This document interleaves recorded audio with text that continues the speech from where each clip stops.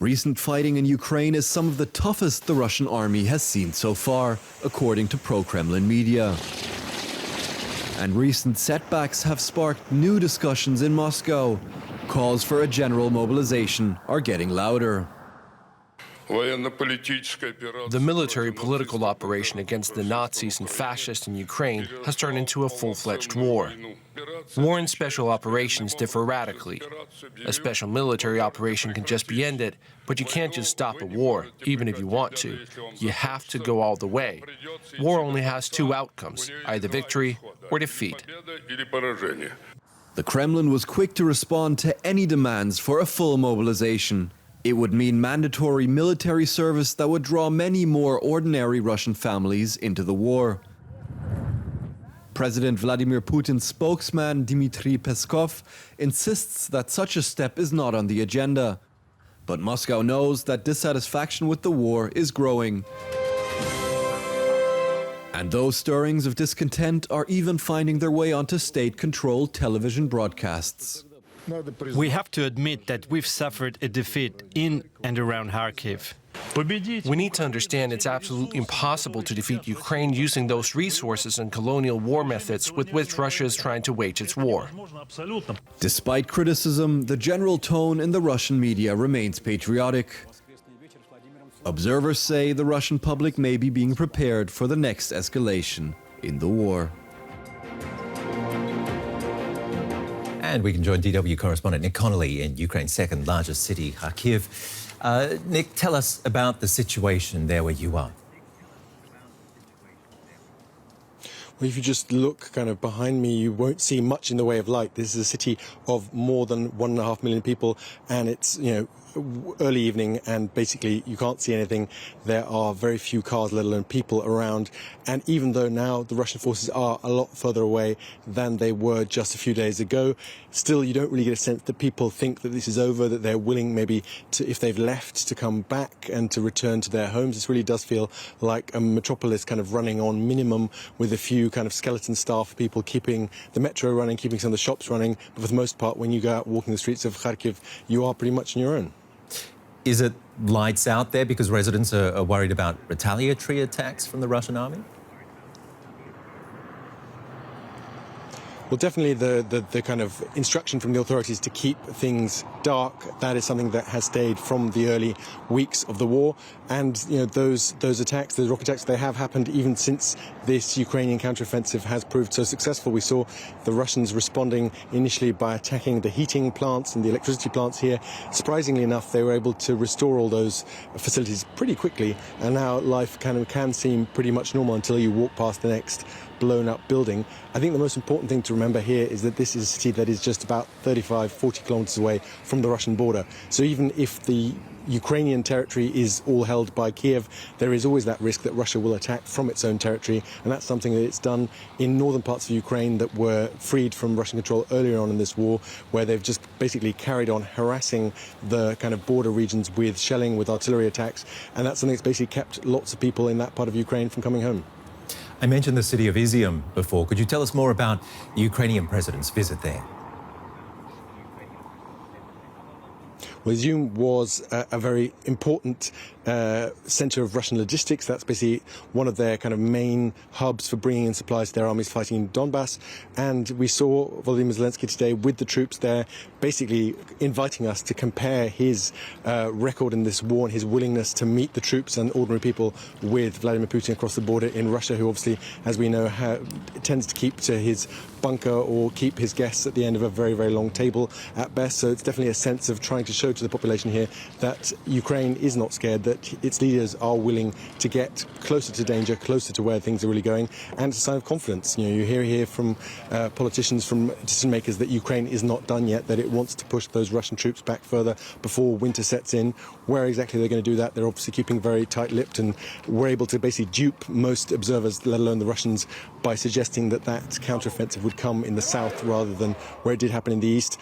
But definitely a sense here that this is a president who, after 6 months of war, is now on a roll and really is showing that Ukraine can move from defence also and push those Russian troops back, that those Russian troops are not undefeatable.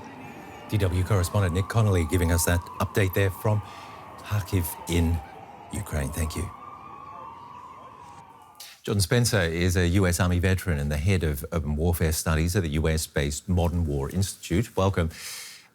What do you make of the situation right now in the, particularly in the east, but also in the south of Ukraine? Where would you say we're at in this war?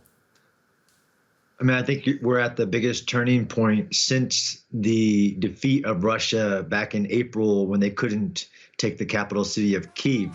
It's a major turning point in this war. Is this proof that the power of morale and leadership are as crucial as pure military force? Absolutely. There's probably no better example in the modern history of warfare that what matters most are those intangibles, the will to fight and the reason the soldiers are fighting, but also their cohesion and their leadership. Ukraine is just a better military. It may not have as much equipment, although it has better equipment now by its Western partners. It's just a better military. Its soldiers are fighting for a cause. What about this momentum the Ukrainian army's managed to suddenly build up over the past days and weeks? Will it be able to maintain that? Yeah, I mean, it's a dangerous situation because you don't want to outreach your own logistical lines and everything, but it's almost hard to keep track of how far they're advancing because the Russians are collapsing, not withdrawing. They collapsed, as in abandoning all their equipment. It's hard to see where it will stop, but of course, eventually it'll have to stop, and they'll have to maintain the gains that they've achieved over the last few days, which are more than Russia has achieved in months.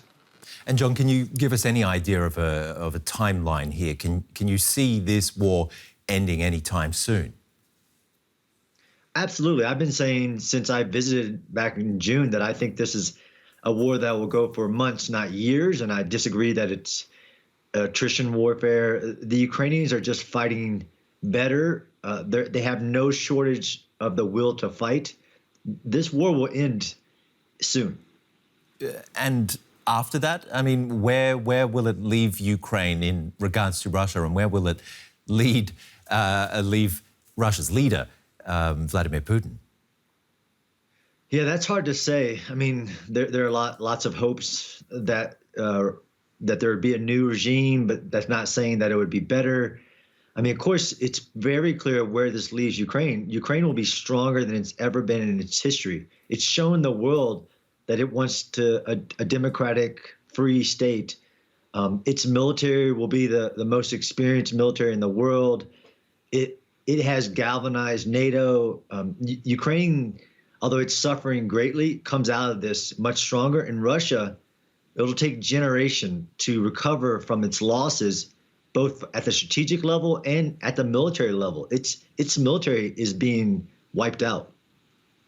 You heard it from military analyst John Spencer from the Modern War Institute. Thank you very much for being on DW News.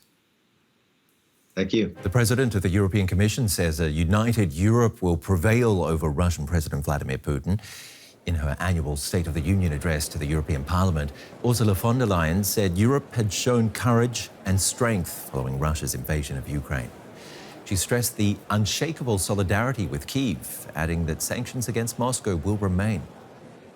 Addressing energy concerns of European consumers, the European Commission President said that a deep and comprehensive electricity market reform is planned.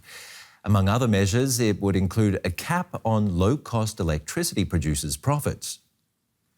In these times, it is wrong to receive extraordinary record revenues and profits benefiting from war and on the back of our consumers. In these times, profits must be shared and channeled to those who need it most.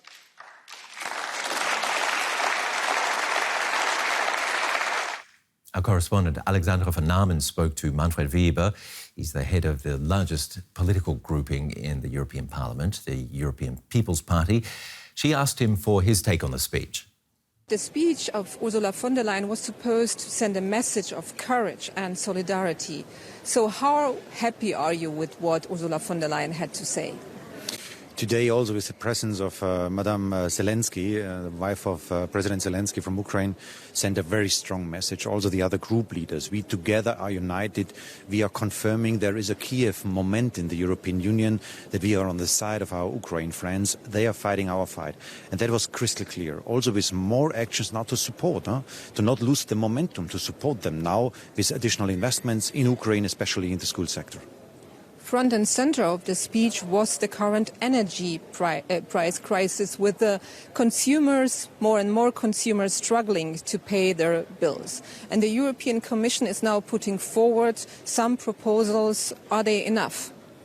What we need is a winter of solidarity in Europe. First of all, with our Ukraine friends, that is one aspect, but also internally, among member states and among the citizens. We have to care about the poor ones in our societies. And that's why the idea of a windfall tax, the idea of a price cap for Russian gas, and the idea to lower the impact of the ETS costs, so for the emission trade system, are good initiatives, and we support this as EPP. On these aspects, we are fine, but we still have a lot of problems. For example, that Macron is refusing to build up a pipeline to Spain.